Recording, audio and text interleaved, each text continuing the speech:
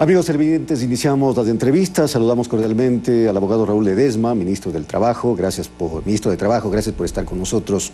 Señor ministro, a propósito de la nota que pusimos en contexto del acto que se realizó ayer en Carondelet, ¿cuál es el alcance de esta decisión de lo que ustedes han denominado devolver un derecho de los jubilados que fue de alguna manera suspendido en el pasado? Bienvenido, buenos días. Muy buenos días, un saludo a todos los televidentes de este tan prestigioso noticiero. Primero, precisar que pudiese haber alguna incorrección con el tema de los bonos. Los bonos primero son voluntarios y primero, no se ha pagado hasta ahora un solo dólar en bonos, se ha pagado todo en efectivo. Vemos que algún diario recoge cierta supuesta inconformidad de jubilados que creen que se les va a pagar ahora totalmente en bonos. Esto no es cierto. Si es que el jubilado así lo requiere, por supuesto, tenemos disponible bonos, no porque el acuerdo lo señala, porque la ley lo permite hace muchos años, esto no es nuevo. De hecho, lo poco que se pagó en el gobierno anterior fue con bonos. Nosotros, el presidente Lenín Moreno, ha pagado absolutamente hasta ahora los más de 600 millones en efectivo. Y hay personas, hay jubilados que han cobrado, tienen en este momento bonos. ¿Qué es lo que o esa es una distorsión de la información? Porque lo que decía es que ellos pueden en este momento canjear los bonos. Es correcto.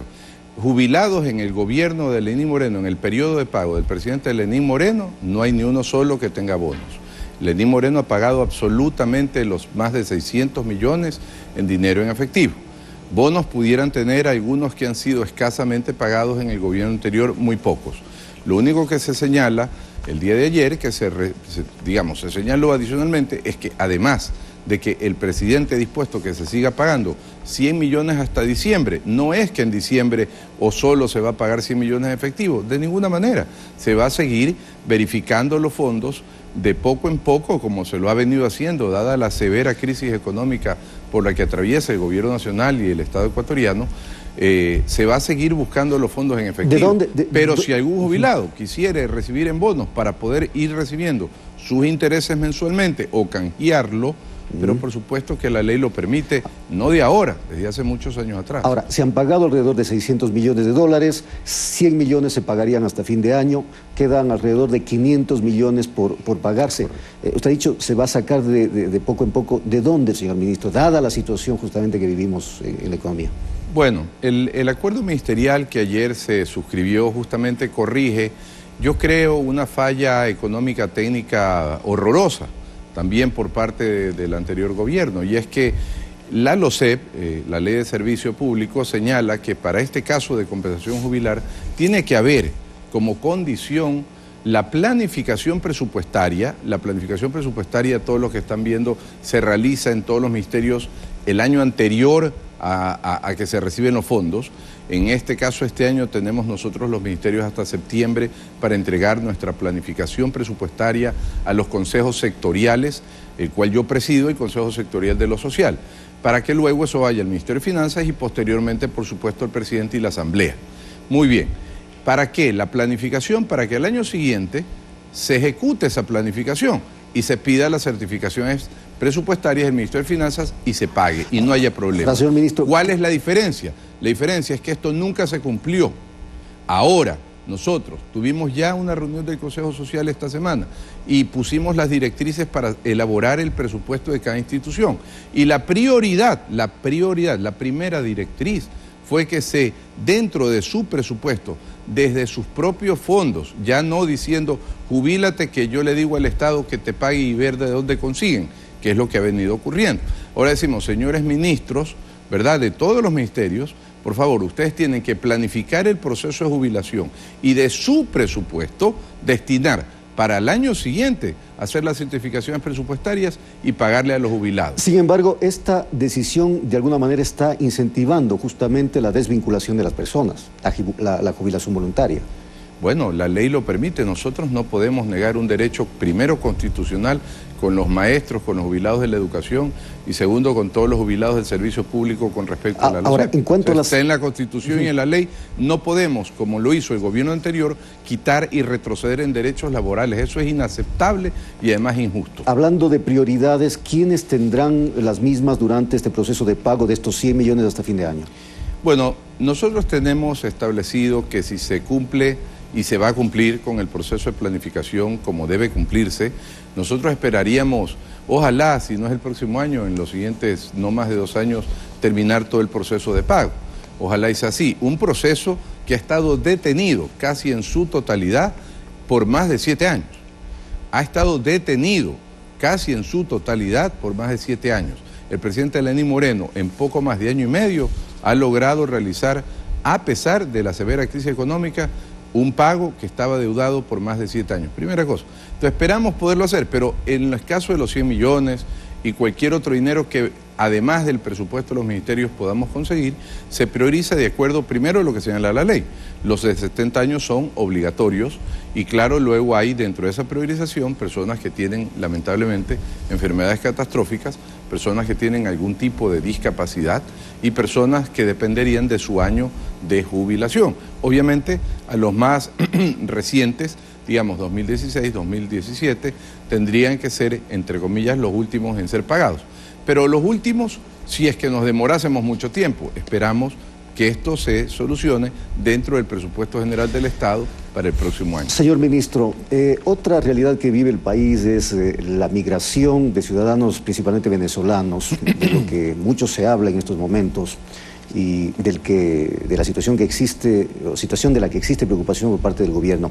¿Qué es lo que se está haciendo en el ámbito laboral para evitar que los ciudadanos venezolanos sean de alguna manera explotados de nuestro país, para que se precarice el trabajo de estos ciudadanos?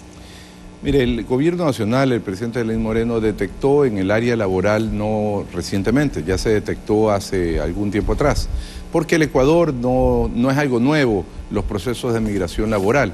Tuvimos a los hermanos peruanos que huían de la guerrilla hace muchísimos años, a los hermanos colombianos que también huían de la guerrilla, luego a los hermanos cubanos que venían buscando mejores posibilidades económicas y ahora a los venezolanos con una situación muy grave, una crisis muy grave en su país, una crisis económica y política. Así que esto no es nuevo para el Ecuador. Lo que ocurre es que en el caso venezolano ha sido una oleada gigantesca frente a otros momentos migratorios laborales. ¿Qué se ha hecho? Desde el mes de enero está suscrito el acuerdo ministerial para la protección de los derechos laborales de los migrantes, de todos los países, de todos los países. En conclusión y en castellano, ¿qué señala este acuerdo ministerial? Que a todos hay que pagarles lo mismo y que el contrato de trabajo es obligatorio registrarlo como para todos los nacionales dentro de un plazo de 30 días a partir de que se hace la contratación, se realiza la contratación. Esto nos permite verificar cuánto le pagan, dónde trabaja y las condiciones de trabajo, cosa que no se estaba haciendo. Hasta este momento, ¿cuántos contratos se han registrado o registrado el Ministerio del Trabajo de venezolanos que se han regularizado en el Ecuador? Claro, muy importante.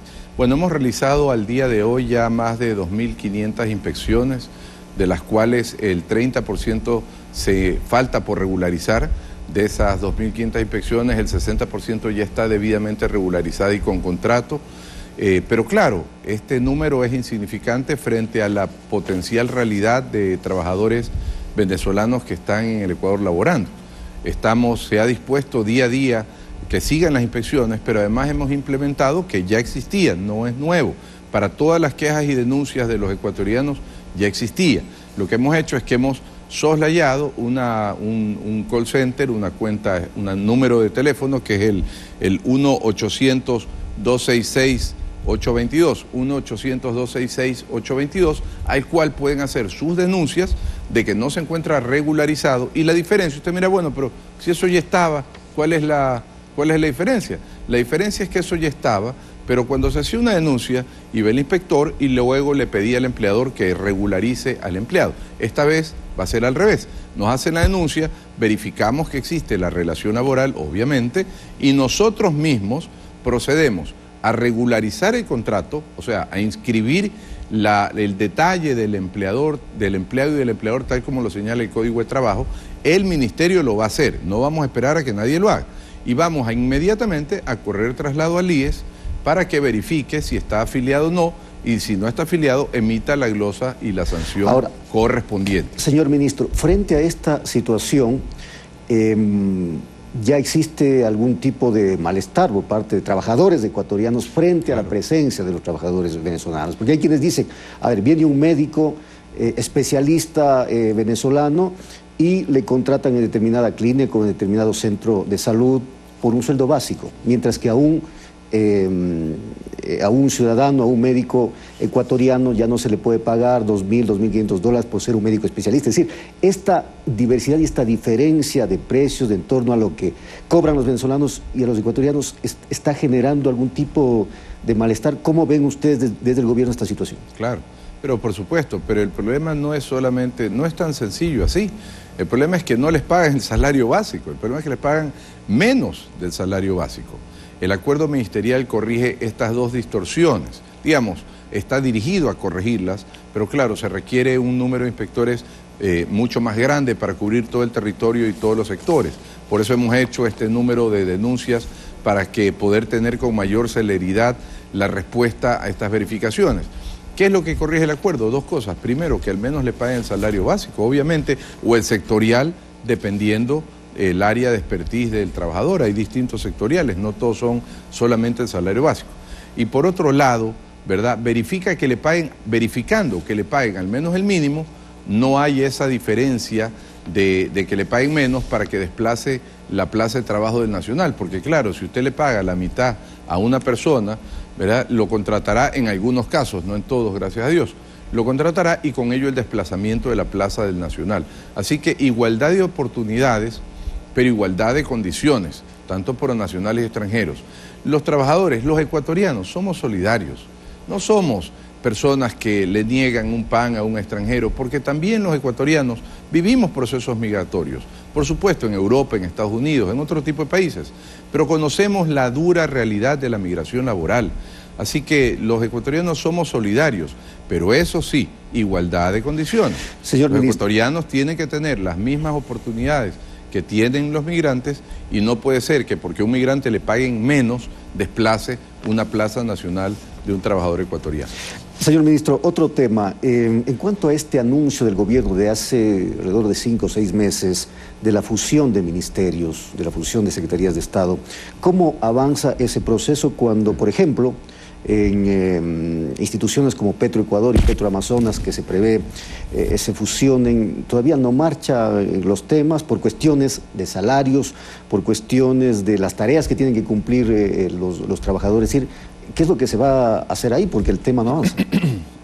Bueno, en realidad el tema sí avanza, ¿no? El tema va avanzando técnicamente a través de exemplares. Pero bueno, ya ha pasado medio año, señor. Sí, pero a ver, hay que diferenciar. Petroecuador, Petroamazonas son empresas gigantescas, que además de un número importantísimo de empleados, hay un número de funciones que se equiparan, que se igualan, que se reemplazan, en fin. Así que no es un proceso que han pasado 6 meses, pudieran pasar 6 meses más. Es decir, no se trata de a la ligera botar gente, cambiar puestos, cambiar nombres y cambiar logotipos. De eso no se trata.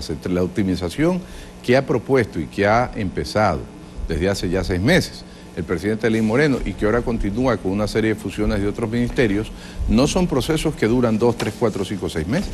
Son procesos muy delicados. Ahora mismo el Ministerio de Justicia tiene una serie de connotaciones con respecto a las casas, a las asistencias que da, a las mujeres, etcétera, que tiene que ser tomado con pinzas para que no se pierda ni uno solo de los derechos y tampoco en ningún momento se deje de dar los servicios. Así que yo le digo absolutamente 6 meses para esas dos instituciones que son inmensas y de un detalle técnico gigantesco, me parece que va avanzando bastante bien. Probablemente estos procesos concluyan en el siguiente trimestre, a finalizar el año. Semplades está haciendo un muy buen trabajo en ese sentido.